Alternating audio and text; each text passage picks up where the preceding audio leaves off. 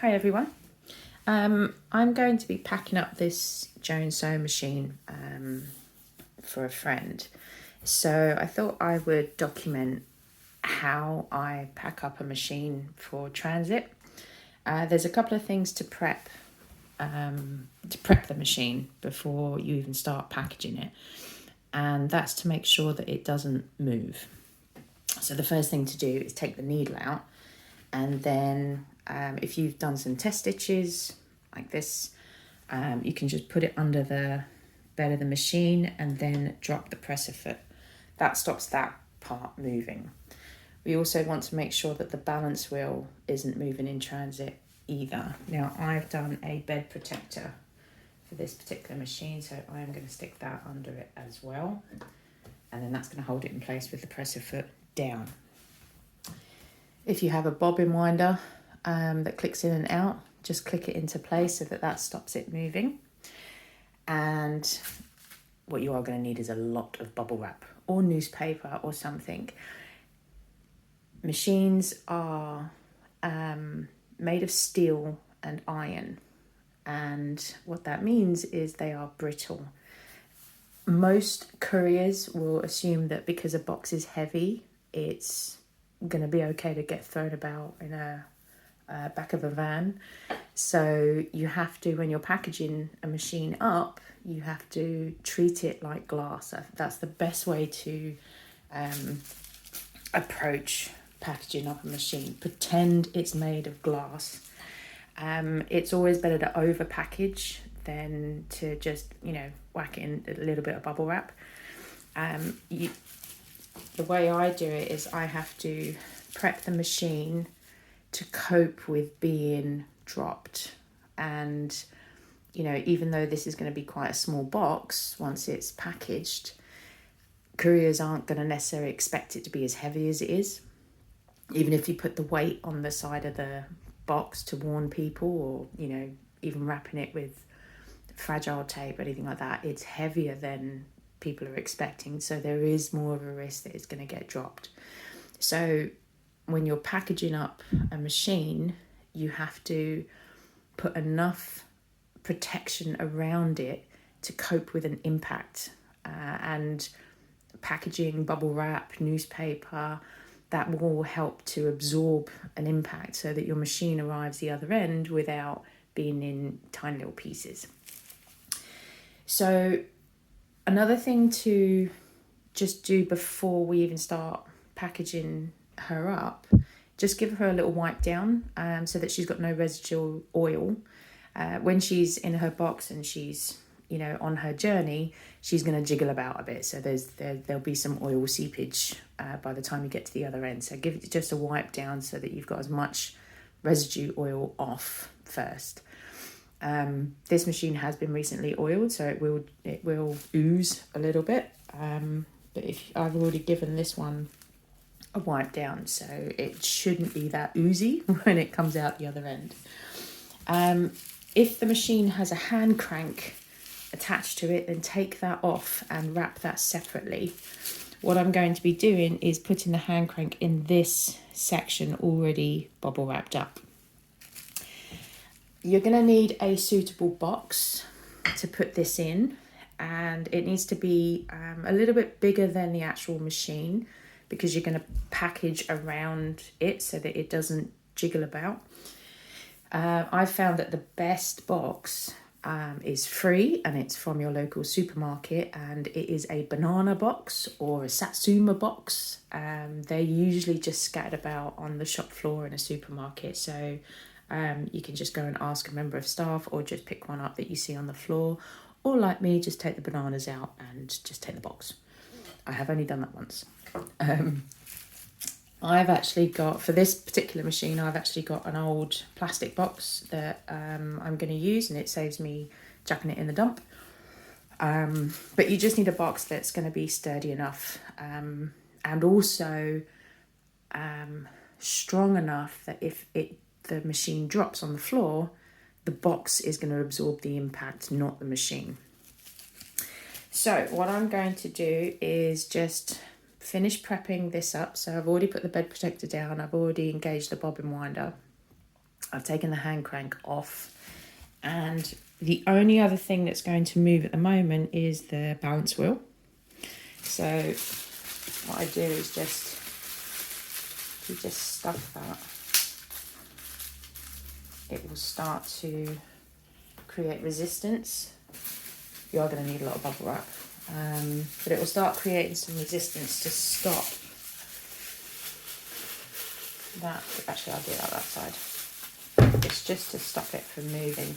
If you engage the clutch or disengage the clutch, it will stop the, let's shove it down there. It will stop the needle from moving, but your balance wheel is still going to move around. So you want to try and stop internal movement from taking place. What was the other thing I was going to say? Oh, needle. Take the needle out. Don't leave a needle in the machine, only because it's another element to shift or move, even if you embed the needle in through a protector. Any sort of like side impact will not only break the needle, which means you've got a loose needle rattling about in your box, but potentially it could start having an impact on your needle bar. So always make sure the needle's out. Plus the person that's going to receive it isn't going to stab themselves when they start taking all your packaging off. So I'm just going to pause the video and I'm just going to wrap up the hand crank. What I've already done is, you see it, I've already taken the arm, I've disengaged the arm, so it's going to package like that. And then once it's got packaging in, it's going to fit in there, but it's going to be nicely wedged in with plenty of bubble wrap. So let me just do that first. Okay, so I've wrapped up the hand crank, and it's got a ridiculous amount of bubble wrap on it now, but it means that that is pretty much wedged in there without damaging the machine. If you can take the spool pins out, it's just helpful, and then you can wrap them separately and just place in here or just somewhere within the machine. This particular one, I can't get the spool pins out, so they're going to have to stay inside. The next thing I'm going to do is just wrap bubble wrap around just to hold the whole thing together that way, and it's going to help with coping with any side impact wallops. So I'm just going to I'm not going to make you watch this, but I'm going to just wrap the entire machine now in bubble wrap, and then I can start on the next stage of wrapping. Okay, so I've done the bubble wrap. Now this is just loosely wrapped at the moment, it's not quite tight. But the next thing is to really make her sturdy and firm. Now the best stuff to use is cling film. You can get heavy duty cling film, which is this stuff, and this will help to make her solid, just like wrapping glass. You know, if glass is wrapped in a solid way, it's less likely to shatter. So I am going to now, using this stuff, tightly pack her up so that she becomes firm and hopefully resistant to wallops. So I'm going to start that next. Okay, she is now wrapped up. I've done plenty of layers, both going around that way and also around the whole machine. It starts getting a bit awkward because she's heavy, well, and most machines are, but just wrapping her tightly, she's now a lot better. The last thing I'm going to do is just do another layer of bubble wrap, and then I'm just going to tape that down. So her whole machine, her main body is completely packaged up. But this time I'm going to use some tape. Okay, she is now packaged, taped, and ready to put in a box. Anyone that's ever received a sewing machine from me knows that it's going to take at least an hour to unpack her. But you want to over package, because essentially she's got to survive the journey. And you know, whether you are posting off a machine, even for a service or anything, or you're selling a machine and you're posting it out, you know, these machines are already, you know, 70 plus years old. You don't want them to die just going to their new home. And if you've just bought a machine, and someone's going to be posting it to you, you know, please feel free to share this video, so that they can see, you know, just a better way of packaging. Or just, you know, it's just to be conscious of the fact that the machines are glass, because if they drop, they are going to shatter, you know, because of the steel and the iron that they're made of. So the more you overdose on packaging, the more chance that they're going to survive. It also gives you peace of mind that, you know, you can put a machine in, you can give it to any courier, and you know that your packaging is going to withstand any drops, knocks, you know, being stacked in a van with other things on top of it. You know, from a packaging perspective, you've done everything you can to make sure she survives the journey. Okay, the next thing to do now is to put her in a box, but we're going to pack the box out as well, because there's no point putting her in just like that. She needs to have, you know, airbags and impact protection around her whole thing, because once she's in a box, even if you put a sign on it that says "this way up," I've seen a lot of couriers that don't even look at that. So you've got to make sure that she can cope with being stacked upside down on her side, or on her front. So everything now needs to be packaged up so that there is no movement at all in the box. So that's what we're going to work on next. Oh, and I totally forgot, I made her a cover. So before I put her in the box, I'm just going to put her cover on her, so that at least she's got that sorted out. Right, she's got her cover on now. Now I will start getting her ready to go in her box. Okay, so as I mentioned, I've got just happen to have an old, really useful box, and it's a damaged box. It's the lid's shattered, but for the purpose of packaging, this is going to be just as good as cardboard.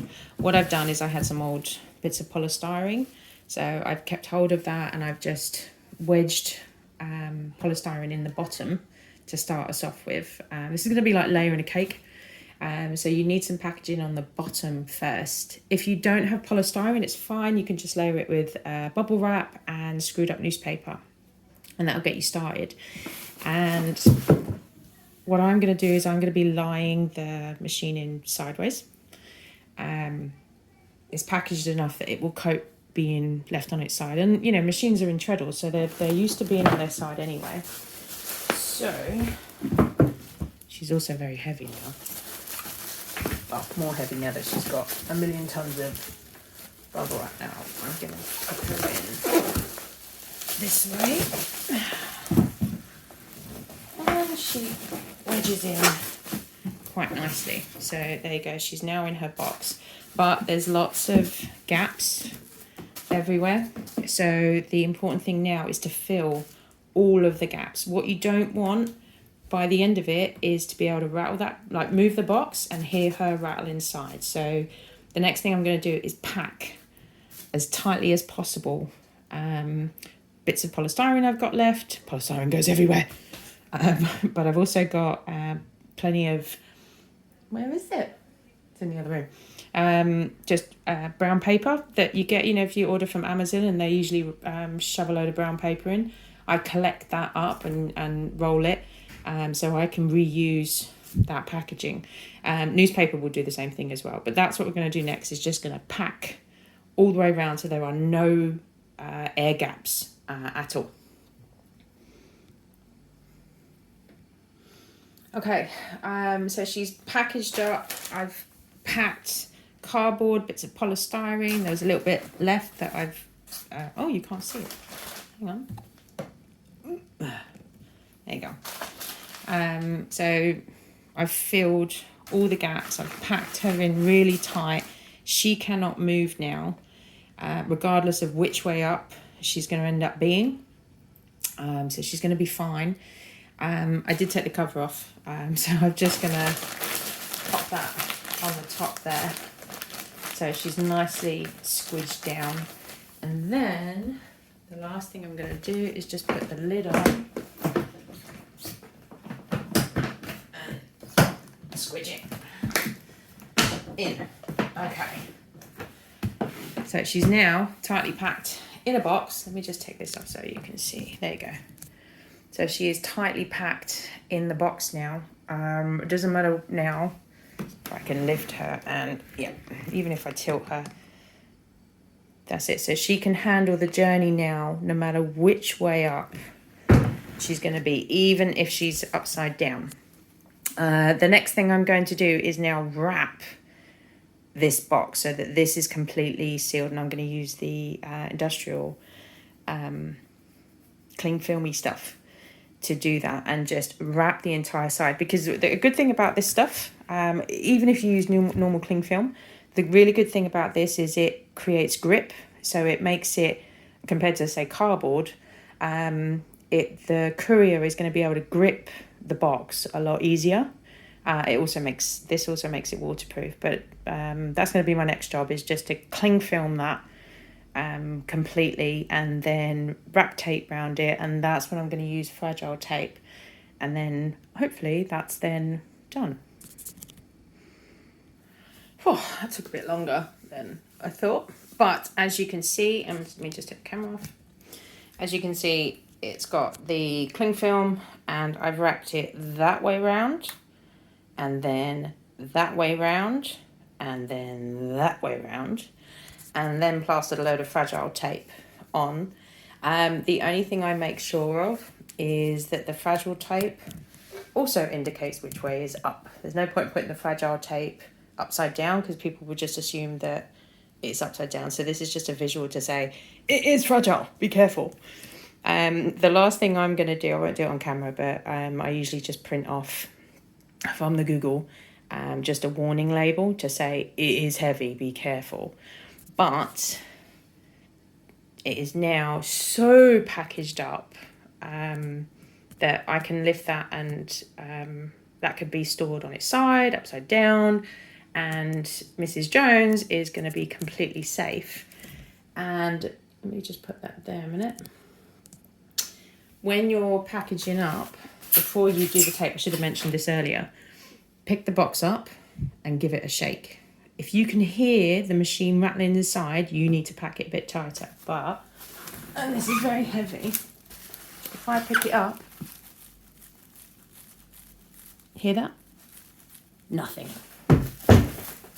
So, that is now ready to be posted. For the person that's going to be receiving this, it's going to take them probably about half an hour, if not more, to actually get the machine out. But I know, hand on heart, with confidence, that this machine is now going to survive the journey, whether that's on its side, whether it's upside down, even if it's things all stuck on top of it, it's okay, because I know the machine is in the center and there is enough packaging around to absorb an impact. By the time it gets to the other end, to its new home, you know, I know that, you know, the corners might be smashed, or, you know, the parcel itself might get damaged, and that's fine. I'd rather the outside area take an impact and break, because then that means that the impact isn't going to go all the way through to the machine. So she's now ready to go. I hope this has been useful for you.